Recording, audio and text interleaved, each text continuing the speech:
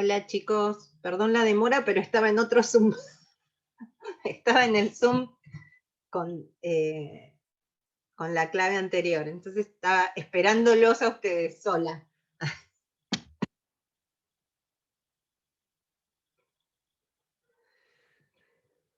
Somos menos que siempre.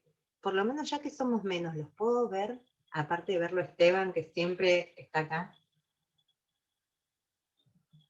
Agustina, Mariano, María Laura, Constanza, Franco, Sebastián.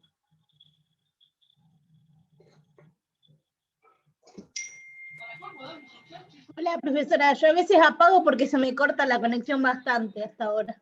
Entonces por eso a veces apago, prendo, apago, prendo. El problema es escribir una cortada. ¿Cómo? Porque yo hablo muy rápido. Yo hablo muy rápido.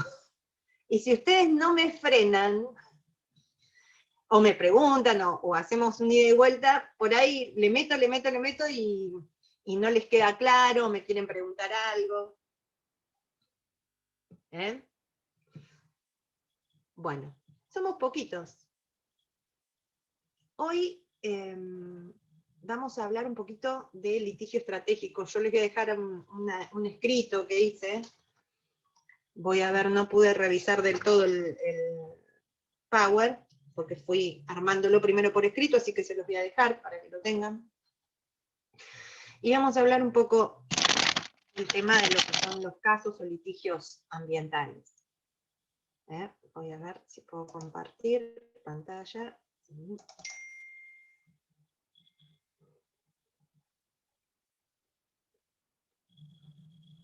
¿Vemos? Sí, doctora, se ve bien. Claro, va.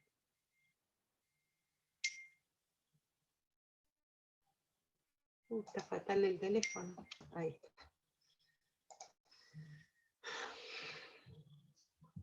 Bueno, un poco el tema que elegí hoy para trabajar con ustedes y después ver si hacemos algún práctico en relación a esto, es el tema del litigio ambiental estratégico. Quizás hayan visto litigio estratégico, experimental o de derechos desestabilizados o desestabilizadores en otras materias o en procesal. Ahora lo vamos a ver ambiental. Entonces, lo primero que quiero que nos preguntemos, voy a correr esto un poquito por acá, es cuando hablamos de litigio ambiental, en realidad, por lo general, la mayoría de las veces hablamos de un litigio complejo. Y hablar de litigios complejos también nos indica algunas características, ¿no? Hablo de litigio de caso complejo, un caso con una gestión compleja, una vez ingresado a tribunales, pero también para el abogado que está fuera, tiene sus reglas y su forma de abordar también, desde cómo lo presento al caso para la resolución, y qué es lo que busco con ese caso. Entonces, lo primero que me va a indicar las notas que lo caracterizan es que cuando hablo de un litigio complejo ambiental, estoy hablando de un litigio que tiene un impacto social relevante, que además ese litigio involucra recursos presupuestarios importantes. Que la tramitación de ese conflicto va a llevar un plazo extenso, ¿no? No se va a resolver de un día para el otro, sino que se van a resolver algunas cuestiones con prioridad a otras. Claramente, cuando hablamos de litigios complejos y de gestión, estamos concentrándonos también en la actividad gubernamental. Entonces, la actividad gubernamental en todos sus estamentos seguramente está implicada en el conflicto y también en la resolución de ese conflicto. Y en definitiva, al final de ese litigio nos vamos a encontrar con sentencias que se van a dictar en el marco de este litigio complejo y que suelen tener una alta incidencia, esas sentencias, en la definición de las políticas públicas, en este caso de políticas públicas ambientales. Entonces, cuando nosotros hablamos, voy a correr otra vez esto para aquí, de un conflicto ambiental complejo, también les voy a subir el manual de Juan Sebastián Lloret, que es un manual que sacó a través del CEJA, del Centro de Estudios de las Américas, el año pasado, que tiene que ver con la litigación ambiental, y es espectacular. Se los voy a dejar en la página. Él nos dice que cuando hablamos de un litigio o un conflicto ambiental, es un conflicto sobre explotación de recursos naturales y de daños ambientales. Es un caso complejo per se, ¿no? Y que encierra una cantidad de involucrados, como decíamos recién, la intensidad de la etapa de preparación del juicio, no es algo que se resuelva de un día para el otro, en las particularidades que tiene cada caso en cada sistema natural o cultural y en cada comunidad, también debe ser revisado y analizado. Las necesidades probatorias, no es lo mismo en un caso comercial o en otro tipo de caso mucho más llano, que la necesidad de prueba técnica para los casos ambientales, y la complejidad de las resoluciones a tomarse también, en toda la etapa de gestión de ese proceso. Van a requerir todo esto, de todas las partes involucradas en la gestión de este conflicto, un mayor esfuerzo, tanto de los tribunales como de las partes demandantes y de los demandados.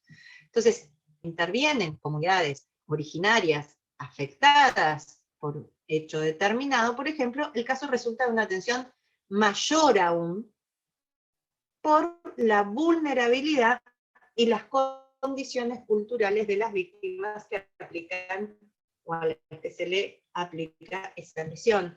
Ustedes vayan recordando lo que hemos hablado de el proceso ambiental a partir de la 27.500, ay, se me fue, de la Ley General del Ambiente, se me fue el número, 7.5, y del Acuerdo de Escazú. Cada uno de los lineamientos, ¿no? Esto del acceso a la información, todas las aristas que presentaba, de la participación y el de participación, y cómo debe gestionarse el acceso a la herramienta más para poder traccionar el cumplimiento de esos derechos. Entonces, como idea de apertura, a lo que nosotros vamos a ver hoy, y para que vayan pensándolas, ustedes piensen que, por lo general, por ahí son muy chicos, pero no es con lo único que pasa con lo ambiental, ¿no? Pasa con temas de jubilaciones, con temas vinculados a penal y a la ejecución de pena y a los detenidos. Cuando el Estado, en líneas generales, desde sus políticas públicas, no gestiona el conflicto X, en los niveles que tiene de persuasión, de disuasión, desde lo normativo y lo administrativo, o incluso de la reacción, para poder abordar y resolver ese conflicto, y como automáticamente es trasladado de una manera directa el propio Estado de acuerdo a las relaciones de poderes. Hay una incapacidad que se muestra y entonces lo tiene que resolver el Poder Judicial. Yo podría tomar muchísimo, porque esto no pasa solamente judicial, hablo de todo el Poder Judicial, provincial y federal, y podríamos hablar de todos los juzgados en sí, no de uno particular, pero por una cuestión práctica, hablemos de el máximo órgano de nuestro Poder Judicial, en este caso la Corte. Entonces me voy a hacer a la Corte Suprema de Justicia de la Nación. Y en este contexto, tomando un poco de historia, podemos decir hoy, y después más que nada en temas de litigio estratégico, a partir del 2004, si se quiere, que la Corte se ha convertido en un actor gestor de la conflictividad social, ¿no? que se le presenta a la Corte. Y en casos que la doctrina llama casos complejos, o sea, la Corte se va convirtiendo en un actor gestor de la conflictividad social en determinados casos. Casos que la doctrina define como natural, causas de interés público, casos de derechos desestabilizadores, así lo llama la doctrina. Esa gestión, a lo que me refiero con la palabra gestión, es a cómo aborda el tema, cómo lo tratamos, porque estamos en un paradigma distinto, mucho más flexible, mucho más amplio. Y hablamos de un conflicto. Entonces, conflicto por parte del órgano máximo del Poder Judicial, que en este caso es la Corte. Esta gestión se ha concretado en este tipo de litigios a partir de algunas herramientas procesales, si se quiere, que son mucho más flexibles, abiertas, que favorecen la participación de la ciudadanía, que habilitan el acceso a la información, y en función de esa habilitación del acceso a la información, espacios de mucha más transparencia a la hora de que la ciudadanía pueda controlar y se da también dentro de estos procesos una revisión constante de las resoluciones adoptadas por la Corte. Esas características que yo estoy nombrando, o esas herramientas, son los que definen el contorno de lo que llamamos litigio estratégico, que es lo mismo que otro litigio. ¿Por qué? Porque encierra de interés público. ¿Sí?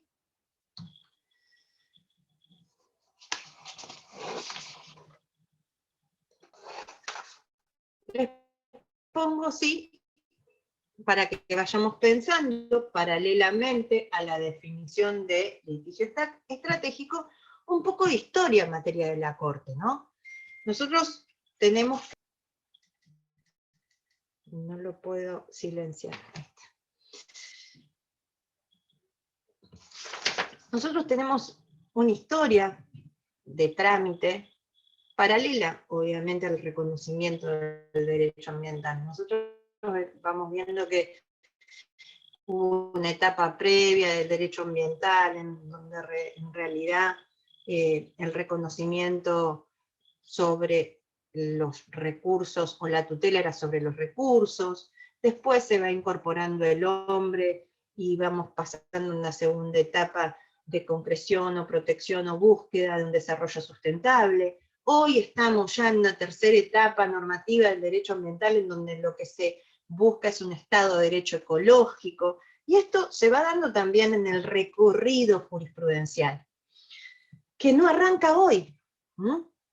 Que nosotros podemos hacer un análisis de algunos reclama o se pone un límite a los saladeros allá por 1881, y se pone, y se hace referencia al poder de policía en materia de salubridad. Después ya, luego de la reforma constitucional del 94, ahí les pongo otro hito como es Roca Magdalena, que si bien trabaja cuestiones de competencia de la Corte, es por primera vez donde habla del concepto integral de la cuestión ambiental. Y después sí, voy a caer en Mendoza Beatriz, que es Mendoza Beatriz contra Estado Nacional, causa llamada el Riachuelo, en donde este caso es un caso de litigio estratégico. O sea, si nosotros tenemos que ver cómo es un caso de litigio estratégico en materia ambiental, el ejemplo primario es el de Mendoza Beatriz. Entonces, a modo introductorio, podemos mencionar que la Corte Suprema trató la temática ambiental, aunque en una primera etapa, de una manera indirecta, bajo reglas de fondo o de forma que el legislador previó para el reconocimiento de otros derechos, de los derechos civiles, si se quiere. Y así desarrolló un análisis indirecto de la temática de salud pública en el primer caso. Después se empezó a trabajar dentro de esta etapa que va de aquí a aquí, sobre cuestiones de competencia en materia de explotación de recursos naturales, causas incluso penales, pero vinculadas a la temática de la aplicación de la ley 24051, que es de la ley de residuos peligrosos. Recién, a partir de la reforma constitucional, en 1994, en donde queda el reconocimiento expreso de este derecho a un medio ambiente sano, con esta modalidad de incidencia colectiva, es donde empieza la Corte a trabajar la temática o este bien jurisdiccional. Entonces ahí es un colegio complejo, con determinadas características, y por otro lado también que la Corte ha hecho un recorrido en donde no hay resguardo directo a ese bien jurídico protegido, y después, de a poco, va llegando a trabajar sobre el bien jurídico protegido, incluso sobre las políticas públicas vinculadas a ese bien jurídico protegido. Ahora bien, cuando hablamos de litigio estructural, ¿qué queremos decir? Entonces, fíjense que yo siempre, por lo general, les pongo entre profundizar el tema, vayan directamente ahí. Pongan litigio estructural, ponen Christian Curtis, y van a tener en la red lo que sea apropiado. Complejo, o de reforma estructural, porque lo que pretendemos es caer en la estructura gubernamental y despabilarla, ¿sí? Porque son años, por lo general, cuando uno lleva un litigio de esta manera, que está cristalizado sin ningún tipo de resolución, en donde vamos y venimos con medidas que no impactan en el derecho efectivo, en hacerlo efectivo al derecho que nosotros pretendemos, reformas estructurales, y por eso hablamos de un litigio estructural, que está dirigido a obtener la revisión judicial de una violación de gran escala, ¿sí? Que involucra una situación colectiva. Empiecen a pensar, si quieren, en la contaminación de Río Rita, Matanza Riachuelo, y que requiere una solución que no se agota con una única orden. Y acá los invito a que también piensen en el proceso habitual que ustedes tienen: contestación de demanda a través de litis, apertura a prueba, sentencia. No estamos hablando de eso. La base es esa, pero puede mutar en relación al proceso, a la prueba, al traslado y presentación de las partes, a las resoluciones. Puede haber sentencias que se vayan en camino, se vayan rendiendo unas cosas y otras se deriven para el futuro. Entonces, acá decía que a gran escala, que involucra una situación colectiva y que requiere una solución que no se agota en una única orden, sino que exige la ponderación de múltiples factores, especificando medidas a adoptar y un cronograma, y una evaluación de la implementación. No crea el Poder Judicial, ni instaura políticas públicas, controla las políticas públicas, las controla pidiendo un cronograma gradual, es decir, busca que se hagan efectivos estos derechos humanos que se han violado a gran escala por la falta, la ausencia, el detrimento de las políticas públicas que lo hicieran o lo deberían haber hecho efectivo.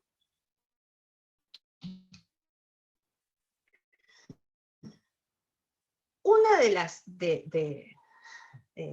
doctrinarias, si se quiere, que más han trabajado el tema de tesis doctoral es Mariela Puga, también la pueden encontrar en la tesis en red. Entiende que en general los casos que tramitan bajo la lógica, asuntos que en otros tiempos fueron rechazados. ¿Por qué? Porque se los calificaba como cuestiones políticas no judiciales. O por una falta de afectación directa o indicaciones. Porque hacen prever o temer o desear la redistribución coercitiva de tradicionales que en realidad ejerce o se le habló o se le disparó. Profe, no, sí, la mayoría, le quería decir que la mayoría la escuchamos entrecortada, no la estamos escuchando bien.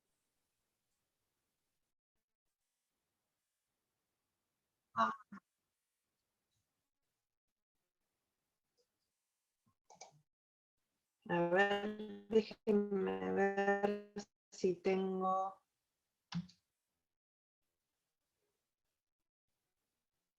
El power se ve bien, su audio se escucha entrecortado.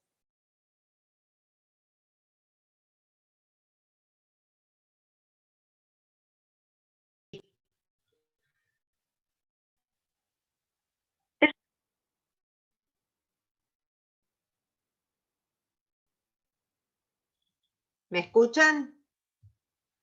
Sí, doctora. Ahí sí.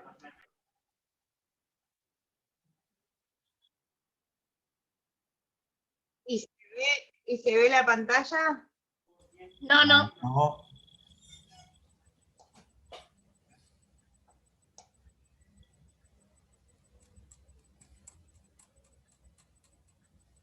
Bien. Espérenme un segundito. Porque me sacó solo y me volvió.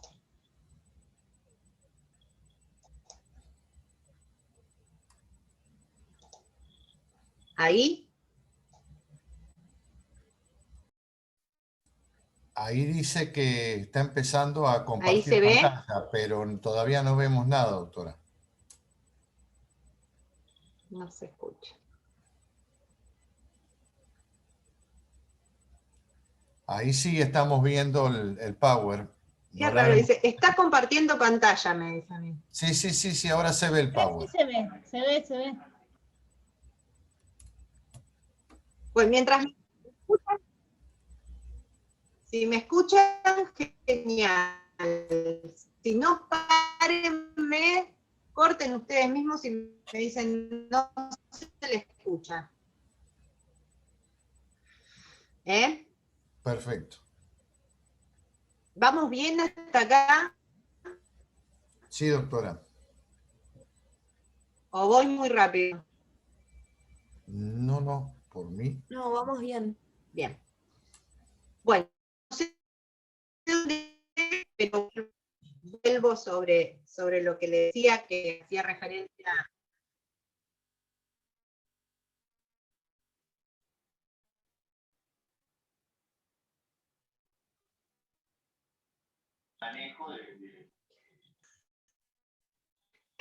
perfecto, eso parece. Pero bueno. Entonces, les decía, San Sebastián, ¿me querías decir algo? Que te vi. Les decía que, haciendo referencia al litigio estructural, una de las doctrinarias o docentes que ha trabajado en profundidad y que sigue trabajando este tema, en la web y van a encontrar sobre este tema, creo que es una de las personas que, una investigación muy profunda. En general, son casos que en otros tiempos hubieran sido rechazados bajo el plano del calificativo de que estamos hablando de cuestiones en donde hay una falta de afectación directa o indirecta. Entonces, ¿por qué? ¿No? Tales intervenciones también hacen prever, temer, dice ella, o desear la redistribución coercitiva, pareciera, de recursos públicos o la injerencia de los públicos. Entonces, este es el primer punto que a uno, pero ¿cómo? Se están metiendo en las políticas públicas, pero ¿cómo? Las políticas públicas no es que son cuestiones políticas que no...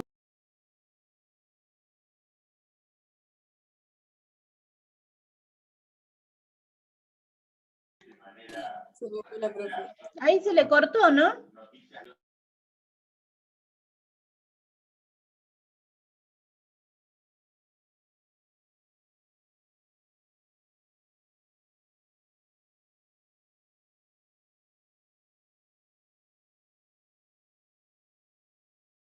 Saben, chicos, que se corta cada 2 minutos.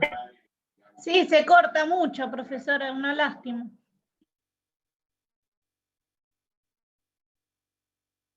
Se corta, se corta.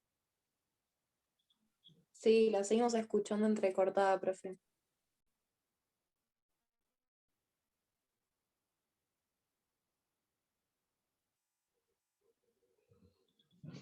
Sí, es raro, porque yo acá lo tengo...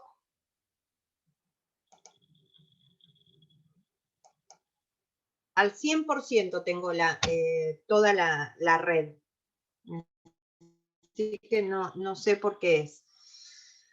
Les decía que, bueno, que esto es un poco el resalto que se pone en tendencia, un poco más nuevo y que se refiere a la forma de actuación del Poder Judicial en algunas de estas causas, es decir, el esquema, este esquema remedial que se utiliza, que de alguna manera es para alcanzar la eficacia normativa, cuando las violaciones de derechos humanos son el producto, en definitiva, del fracaso de políticas o de prácticas institucionales que están arraigadas. Piensen un poco todo lo que tiene que ver con las personas privadas de libertad, ¿no? Y cómo todos los conflictos que ha habido en ese sentido, con las herramientas de parte del Estado puestos para, ahí se volvió a Secretaría Académica Hospedador.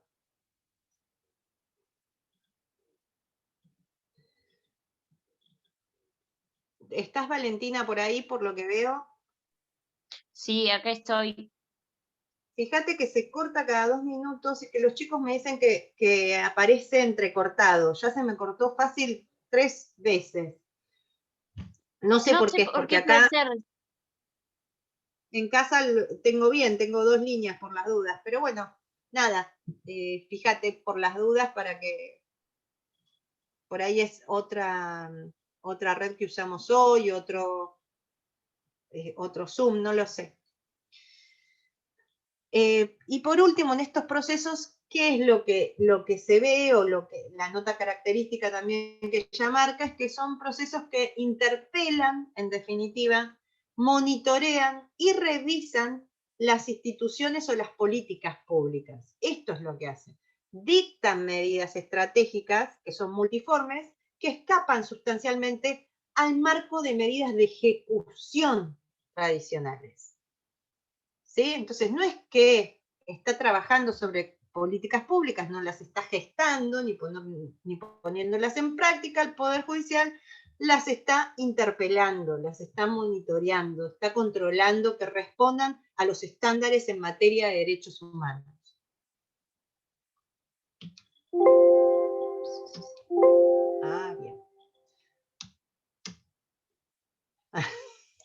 ¿Y ahora? Se escucha bien hasta ahora, doctora, ¿eh? Se ve bien. Pero yo no los veo ahora. Ahora se debe escuchar mejor, pero no los veo. Bueno, en algún momento los No, veré. la estamos escuchando. No sé, La estamos escuchando Bueno. perfecto ahora, profe. claro, no sé qué pasó. Yo no veo, no sé ni cómo voy a salir de acá. No, Estoy no se hablando preocupe, la vemos y la escuchamos. bárbaro. Entonces, ustedes me dicen, pare ahí cualquier cosa. Perfecto. Entonces, acá había llegado al tema del litigio estructural. Y otra de las cuestiones que se hacen referencia cuando se habla de ese litigio estructural, que se subraya, es justamente que cuando se habla de litigio estructural, no hablamos solamente de litigio estructural colectivo. Y ahora sí, corte más litigio estructural, 2004, caso Bustos, Badaro, Badaro 2, 2005, 2007. Estos son los ejemplos de litigio.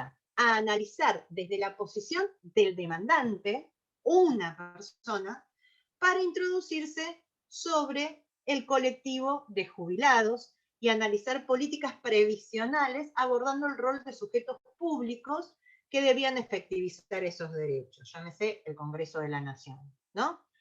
Pongo ejemplos de litigio estructural, pone Mariela Puga, ejemplos de litigio estructural individual, para mostrar que la Corte empieza a trabajar en litigios estructurales y recién incorpora el litigio estructural colectivo con el caso Berbinsky en el 2005 y el caso Mendoza en el 2006, 2004 les diría, que es el inicio y el primer proveído en el 2006, en materia ambiental. Entonces, dentro de los tipos de litigio estructurales, el caso Mendoza, que es el que nos interesa, resulta compatible con el modelo experimental, donde las decisiones judiciales adoptadas resultan más flexibles, más abiertas, participativas y transparentes, y se define como un litigio estructural colectivo.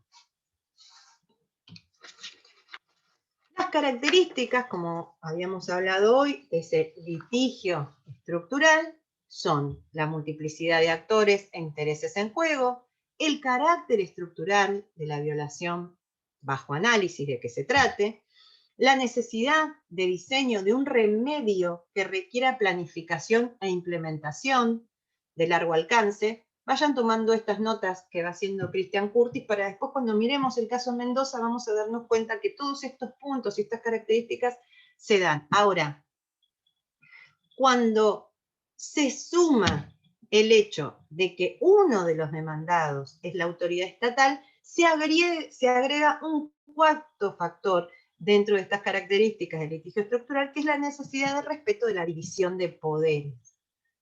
Esto de respetar la división básica.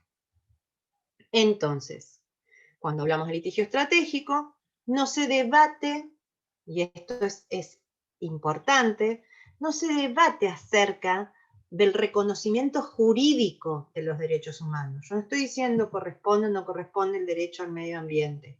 La preocupación en la columna vertebral de este litigio estratégico se encarna en el cómo se hace efectivo y se goza ese derecho humano. Esto es lo que va en el núcleo central de la petición, para lo cual el Poder Judicial establece un diálogo abierto con los otros poderes del Estado mediante este tipo de litigios. Entonces yo les vuelvo a pedir que piensen cuando hablábamos de derechos humanos de primera generación, modelo democracia representativa, derechos civiles y políticos. Derechos humanos de segunda generación, económicos, sociales y culturales, democracia social o socialdemocracia. Derechos de tercera generación, consumidores, medio ambiente, modelo democracia deliberativa. En el Poder Judicial, este tipo de litigios representa este modelo de esta última etapa.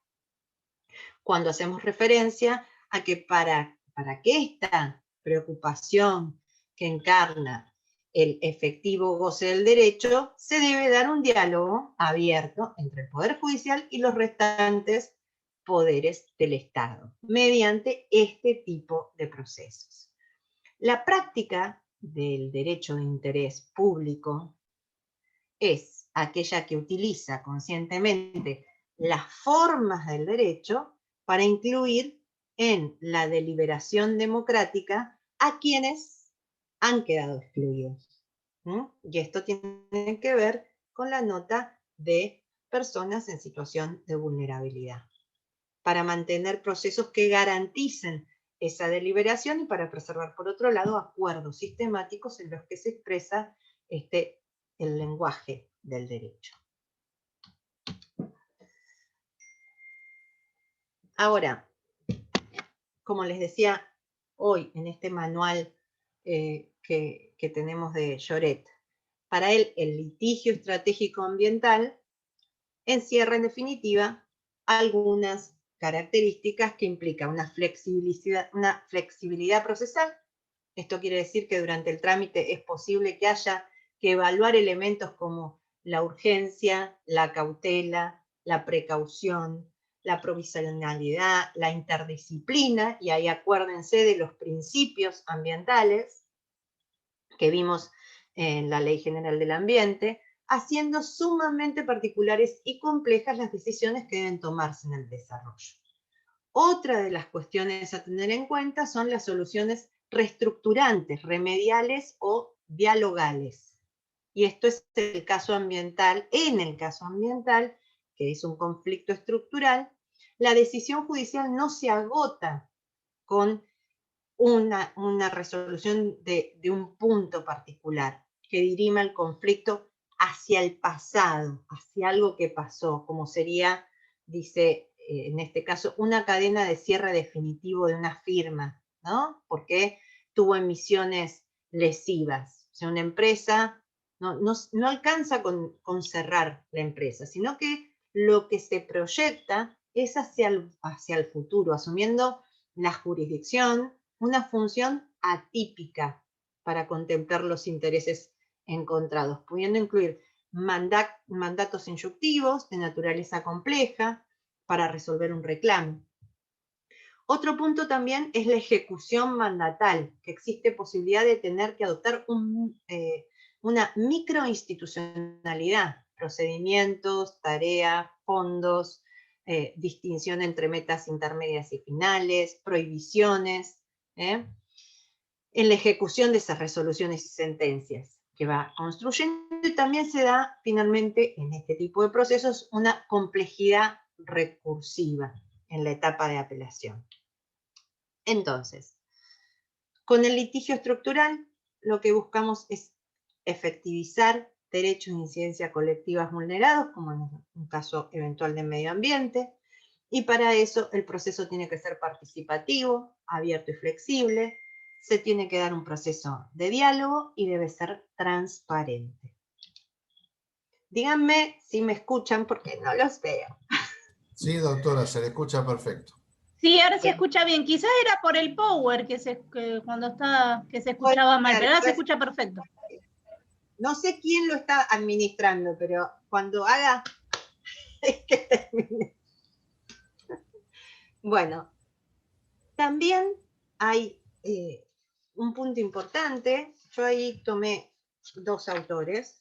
Una es Paola Vergalo y otra es Juan Sebastián Lloret. Ellos hablan de distintas etapas que se dan en este litigio estructural ambiental.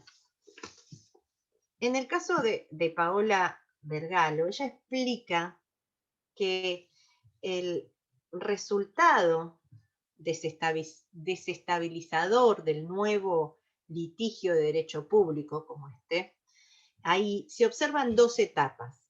Por un lado, la determinación de responsabilidad o violación de un derecho, es una etapa donde vamos a acreditar esa circunstancia, y otra etapa de identificación de remedios experimentales. ¿no? O sea, cómo vamos a abordar esa violación de derecho para remediarla y volver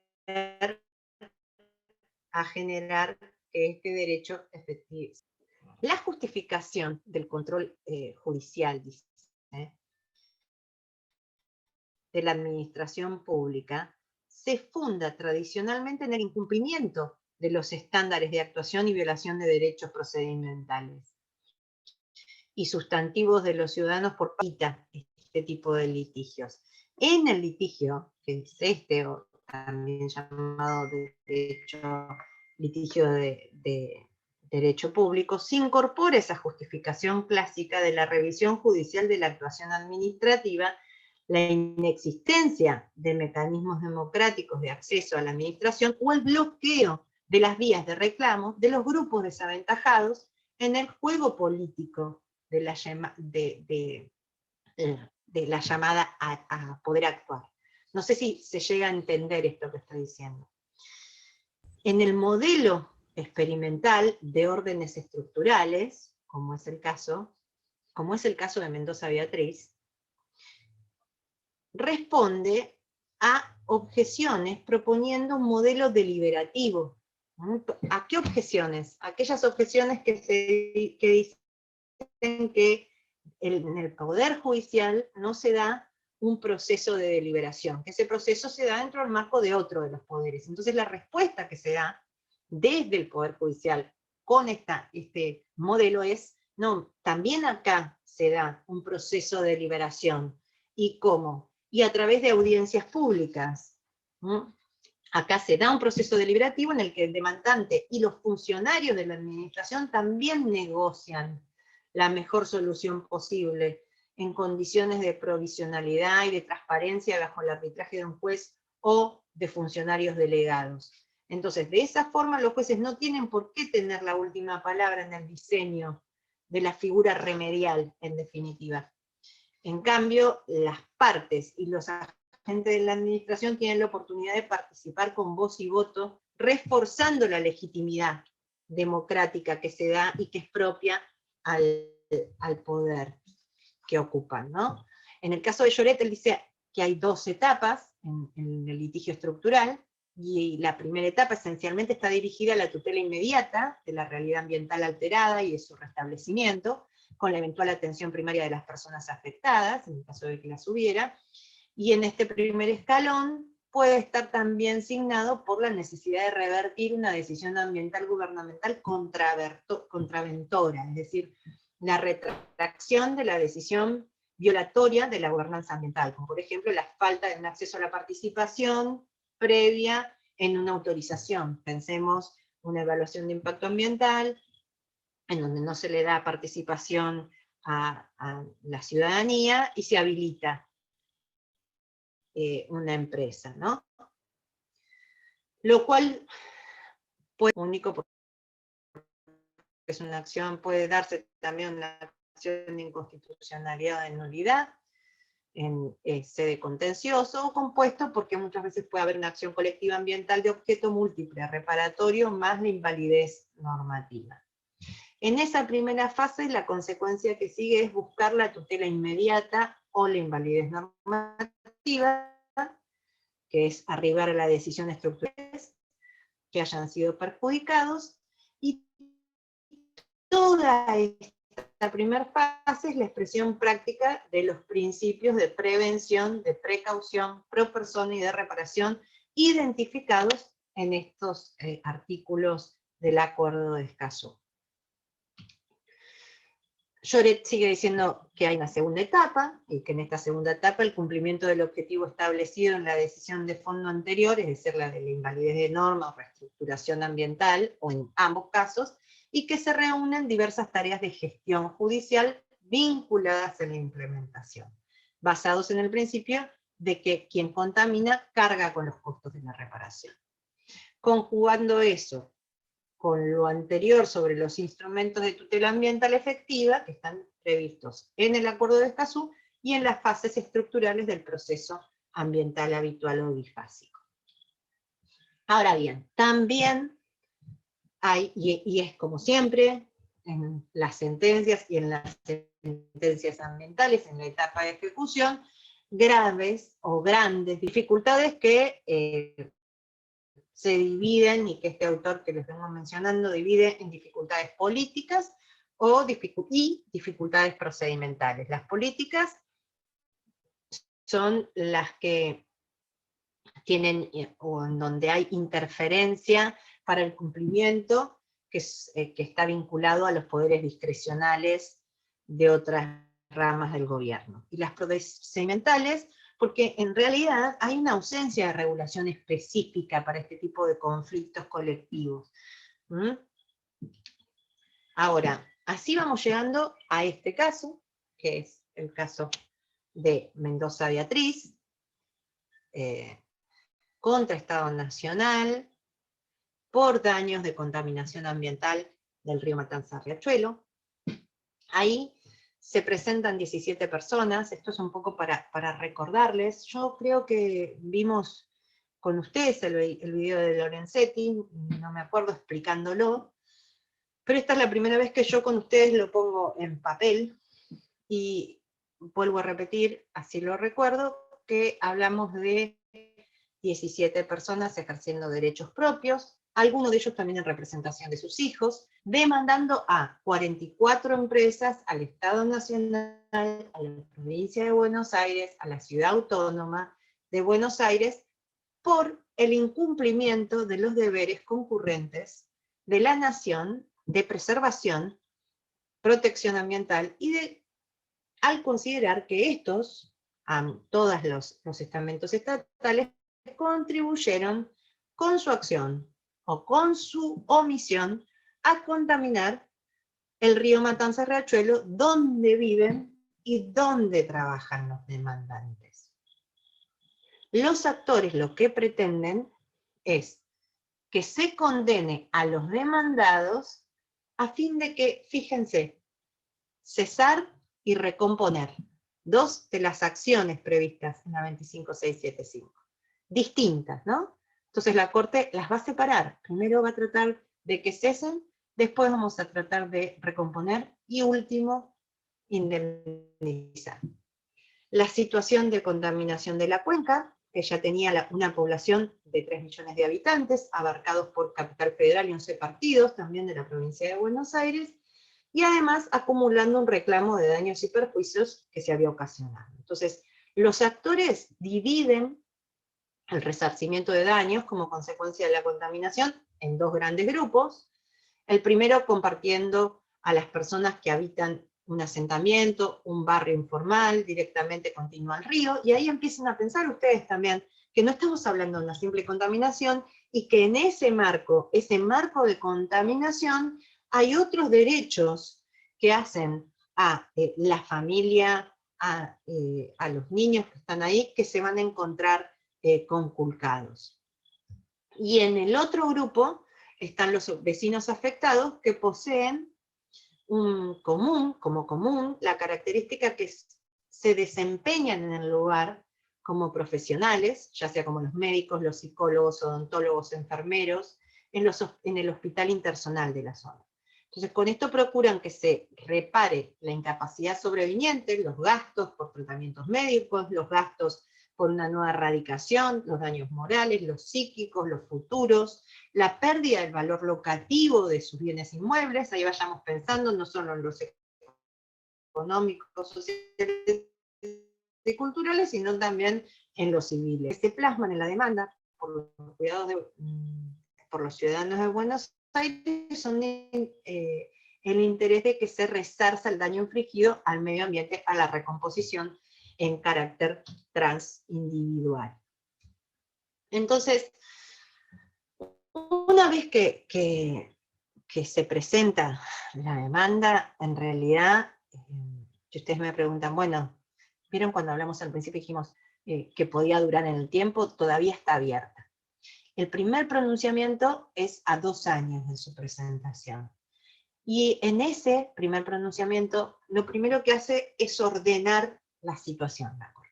Entonces, dicta una primera resolución y dice, voy a delimitar con precisión algunas pretensiones. Entonces, primero declara la competencia originaria, que concierne al tratamiento solo de la prevención, recomposición y resarcimiento del daño ambiental de incidencia colectiva. Eso es lo que va a trabajar la Corte. Y su incompetencia, es decir, no es competente para entender en los reclamos por resarcimientos de los daños y perjuicios individuales que se dan a través del daño ambiental. En ese auto inicial también se verificó ensañar la cuenca y la urgencia por los efectos que se seguían en relación a lo que implicaba la salud pública. Entonces, no se podía, ustedes ven con esto que vamos analizando, cómo sobre lo que va a operar al tribunal, sobre el caso, el conflicto, es un conflicto con una gran expansión social, con una conflictividad que no se resuelve con tomar muestras del río y decir si está contaminado o no. ¿Por qué? Porque hay muchos más factores y derechos en juego, en donde el Estado nacional, provincial, municipal y de ciudad autónoma, durante años y décadas, no ha podido resolver cómo abordar de este proceso un plan de acción, definiendo el Estado en audiencia pública, qué es lo que va a hacer y cuánto tiempo se va a tardar en hacerlo. Cuestión que se monitorea constantemente a través de los jueces de ejecución. Entonces, durante décadas se había dispuesto a ejecutar un plan de prevención y saneamiento en la cuenca, pero no se había diseñado un plan. Entonces, de un modo inmediato y aplicando el principio de prevención, se obligó en el auto inicial a que se adopte ese plan. Y se interpeló a los 3 gobiernos a que se diera dicho instrumento. Entonces, ya en pronunciamientos brindados durante el año 2006, la Corte viene marcando también paralelamente a Mendoza Beatriz, en otros procesos ambientales, pasos que han de seguirse en estos procesos de tutela de datos firme en materia de gestión de procesos ambientales. Y es que cuando en asuntos concernientes a la tutela de daño ambiental, en asuntos concernientes, las reglas procesales deben ser interpretadas con un criterio amplio. Y piensen en esa característica del proceso estructural, la flexibilización y la amplitud. ¿Bien? Ahora la Corte debe entender el límite de su propia lógica, ponga el acento en su carácter meramente instrumental, de medio a fin, que en esos casos se presenta una revalorización de las atribuciones del tribunal al contar con poderes que exceden la tradicional versión del juez espectador. También estos casos se identifican con la nomenclatura de activismo judicial. Entonces, hasta el dictado de la sentencia, que se da a mediados del 2008, en el caso, y vuelvo a Mendoza Beatriz, la Corte celebró 4 audiencias públicas, y ahí vemos la participación, la apertura, la transparencia, el visibilizar hacia adentro, pero también a la comunidad, qué es lo que estaba pasando con este caso. Esto se hace a través de audiencias públicas, y en esas audiencias públicas también se le va requiriendo a los diversos órdenes del gobierno demandados la presentación de un plan integrado para paliar la crisis ambiental en la cuenca.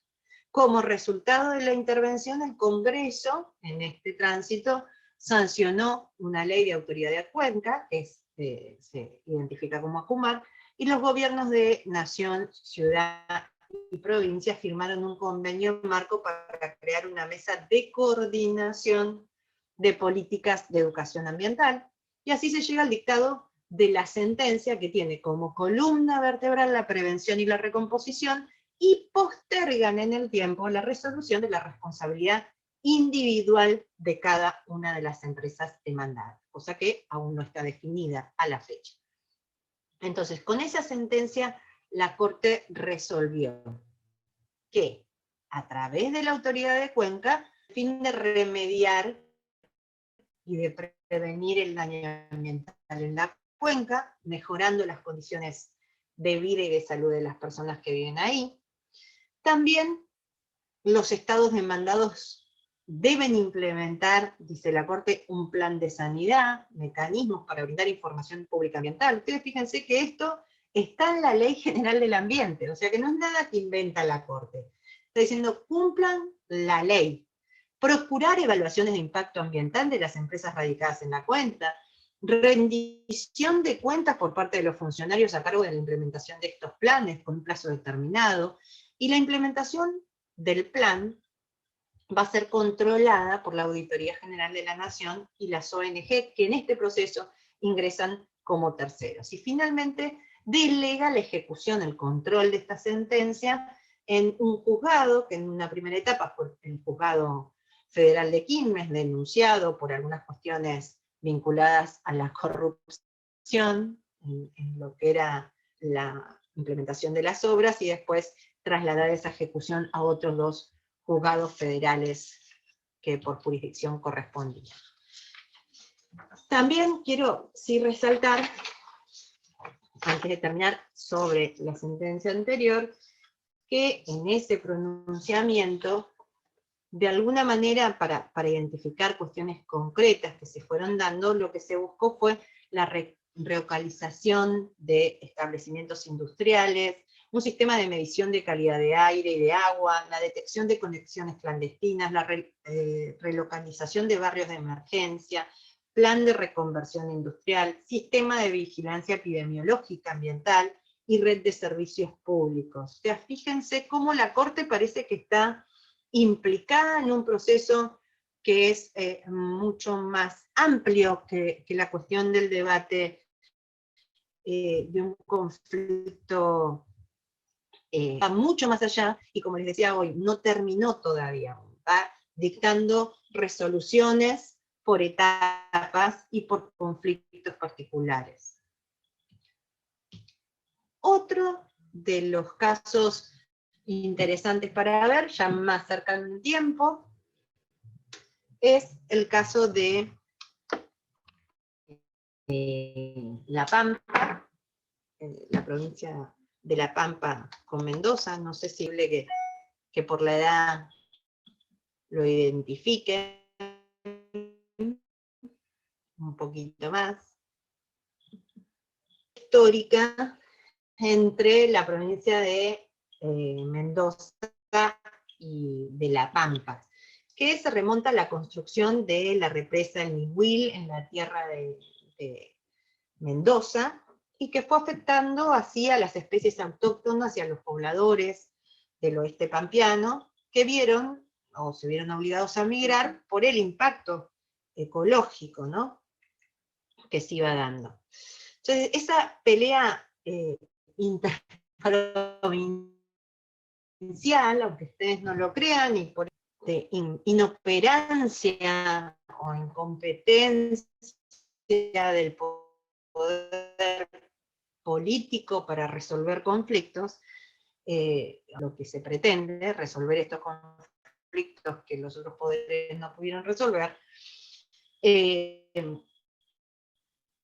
esta pelea interprovincial entre ambas provincias se da o se remonta, dice la crónica, a la estructura, que ya en aquel entonces fueron acortando el volumen de agua que ingresaba al suelo pampeano, y fue en ese entonces que desapareció el cauce principal del Autuel Viejo. Así quedó perjudicada de alguna manera la provincia de La Pampa. Y en 1947 se concluyó la construcción de la represa El Nihuil, lo que de alguna manera agrava sin agua ya directamente. 2 años más tarde, con distintos reclamos, el Estado Nacional estableció una resolución mediante la cual 3 veces por semana iba a pasar un equivalente de un 2% del caudal del río a la Pampa. La justicia mendocina en ese momento, ¿qué hizo? Anuló esa resolución del Estado Nacional, con lo que el paso del agua jamás se puso en práctica.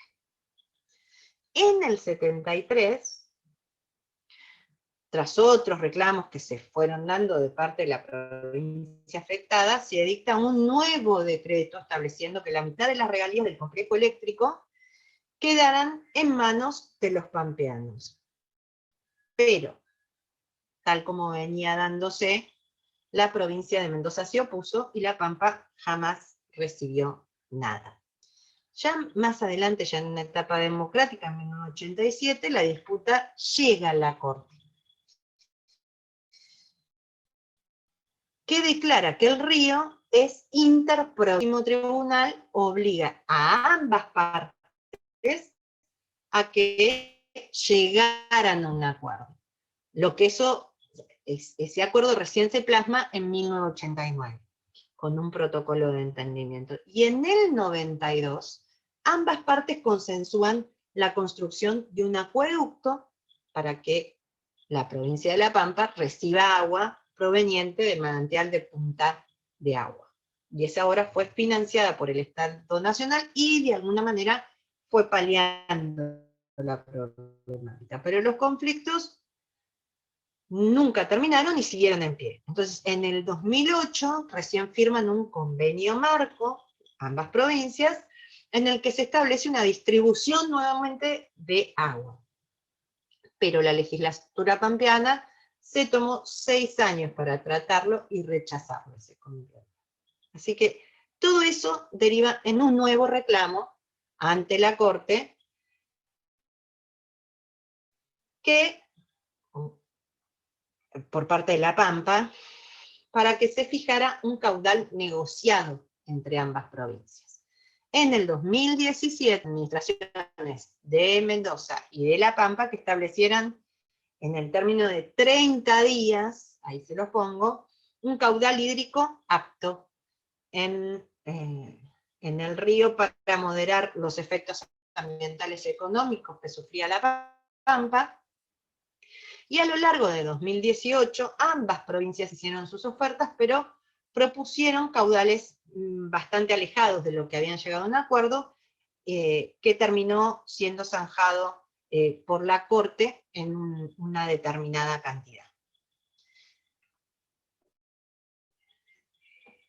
Acá yo les voy dejando qué fue lo que ordenó la Corte, que las provincias de La Pampa y Mendoza en forma conjunta, con el Estado Nacional, de ejecución de obras también, esto no se los dije, que contemple las diversas alternativas de solución técnica, de las previstas en relación a la problemática del atuel, como así también los costos de construcción de obras y un modo de distribución del Estado Nacional y para las provincias, y la presentación de ese programa deberá ser sometida a la aprobación de ese tribunal en un plazo de 100. ¿Qué es lo que se dice en definitiva? Que si bien en este caso se configura un conflicto entre 2 provincias involucradas acerca del uso del río, que ha sido calificado como interprovincial, como dijimos hoy, las cuestiones sometidas a la decisión de la Corte en el caso presentan aspectos diferentes de los que se describen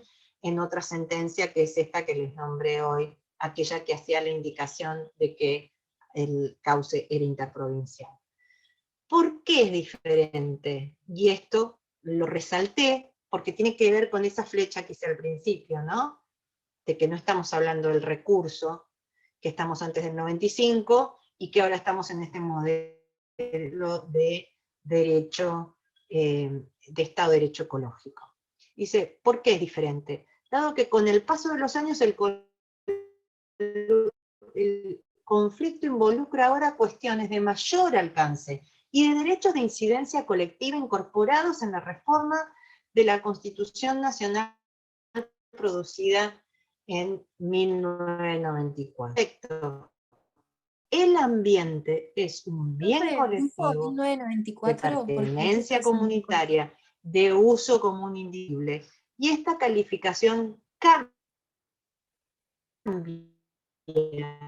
Se está cortando, profesora, bastante.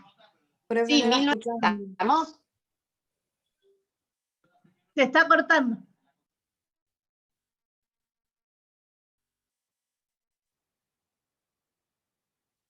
Ahí.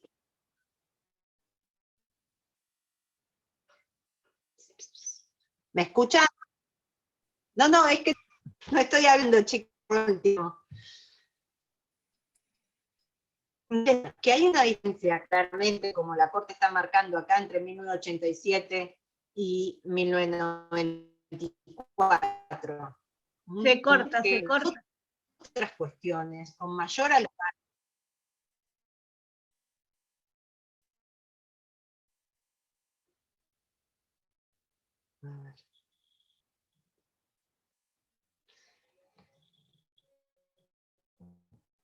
Ahí se escucha.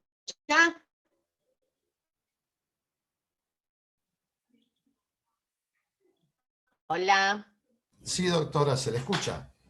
Ahí sí. hola.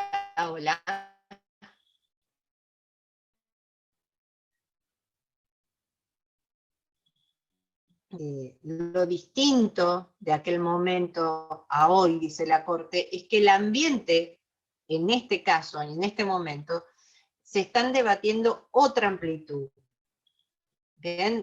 Lo que estamos trabajando es sobre el ambiente y sobre los derechos de incidencia colectiva que se incorporan en la Constitución de 1994.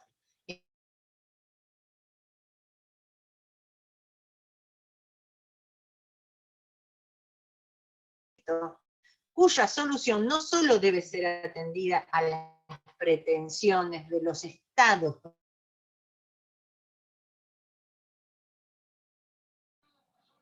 Ahí no se escucha.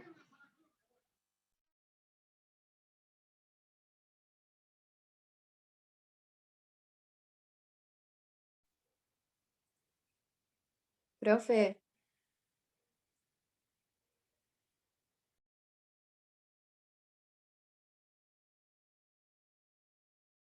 No se escucha.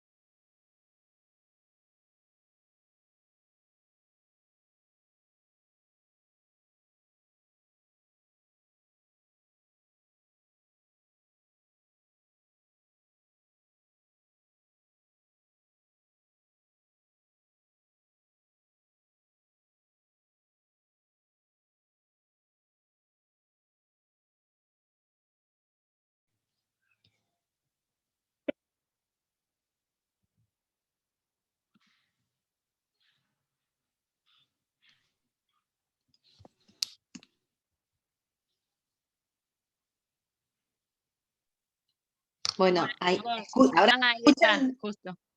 cambié de computadora. No, tiene Ahora que ser mi otra computadora. No sé por dónde quedé, pero lo último que venía diciéndoles era que, a ver si consigo otro, un poquito más alto. Bueno, lo último que les quería mencionar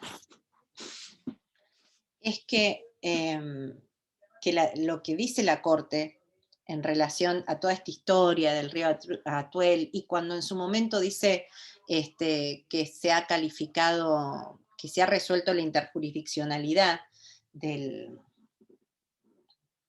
cauce del río, en 1987, que fue aquel pronunciamiento, dice, hoy hay una diferencia, hoy estamos hablando de un conflicto que involucra otras cuestiones, que tienen un mayor alcance, porque hoy estamos hablando ya directamente no de un conflicto entre dos provincias, sino que involucra derechos de incidencia colectiva, estamos hablando de el uso del agua, que es un microbien que también encierra un uso común, que es indivisible, y en ese caso en especial se advierte que claramente disminuyó la oferta del agua y que ha aumentado también la demanda en ese sentido, ¿no?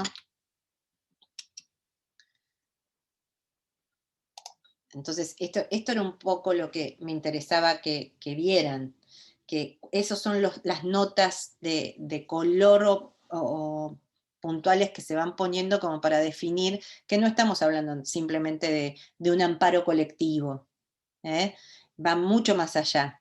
Estamos hablando de un litigio estratégico, un litigio ambiental complejo, estratégico. Hay otros casos que ustedes pueden mirar y analizar, vinculados al tema, como es el caso que se han iniciado por varias comunidades indígenas, como Dino Salas, o Santuario Tres Pozos, o Comunidad La Primavera. En definitiva, tendríamos que, y es importante, yo se los voy a dejar para que lo miren, analizar cómo planificar un caso ambiental estratégico, de litigio estratégico. Eso lo responde de una manera muy clara Lloret en ese manual, porque él dice que cuando nosotros planificamos cómo llevar adelante un litigio estratégico ambiental, lo tenemos que hacer desde lo fáctico, porque tenemos que ver cómo contamos la historia. Él une el litigio estratégico con la teoría del caso y la va desarrollando de una manera impecable. Él lo divide en cuatro puntos para planificar un caso. Dice, lo tenemos que hacer desde lo fáctico, tenemos que contar una historia que se va a ver atravesada por una realidad natural, cultural, urbana, socioeconómica, desde lo jurídico, porque tenemos que determinar un sustento normativo, que va a ser el que va a estar atravesado por los principios propios de la materia y de derechos humanos, y en ambos casos nosotros vamos a tener que ir evaluando la calidad de fuerte o débil de nuestra argumentación puntual, desde esos dos extremos, y también desde lo probatorio vamos a tener que pensar en estos casos, porque debemos determinar el sustento de acreditación de nuestra afirmación, que se va a ver atravesado por un montón de cuestiones que tienen que ver con la carga dinámica de la prueba, la responsabilidad de las partes en la evaluación, y también, por supuesto, desde lo argumentativo, o sea, cómo convencemos en relación a nuestra petición, ¿no? No sé si les pareció interesante el tema que elegimos hoy, si les gustó, si les interesó, Sí, si fui clara, sí, aparte del corte, ¿no? sí, muy interesante, sí, realmente. Es un tema súper interesante. La verdad que si no se hubiera cortado tanto la clase, hubiera estado genial. Gracias, Agus. Yo voy a ver no sé cuándo terminamos nosotros este cuatrimestre. ¿Nos quedan 2 semanas? El 30 es el El parcial. parcial es el 30. 2 semanas, entonces. A ver si puedo armar ponerles algún práctico chiquitito. Yo sé que tienen otros parciales y otras cosas para hacer, pero me gustaría que ustedes puedan, quizás tomando Mendoza Beatriz y alguna de las 2 resoluciones, con una opinión de ustedes, donde ustedes ven que se visualiza el caso estratégico, ¿no? O sea, donde en esos 2 pronunciamientos, en el 2006 y el 2008, podemos ver las características de este litigio estratégico. ¿Sí? Bueno, chicos, gracias por la paciencia. A usted, doctora. Muchas gracias. Bueno, gracias, Chao, chicos. gracias. Gracias, profe. Hasta luego. Gracias. Buenas tardes. Chau, chau.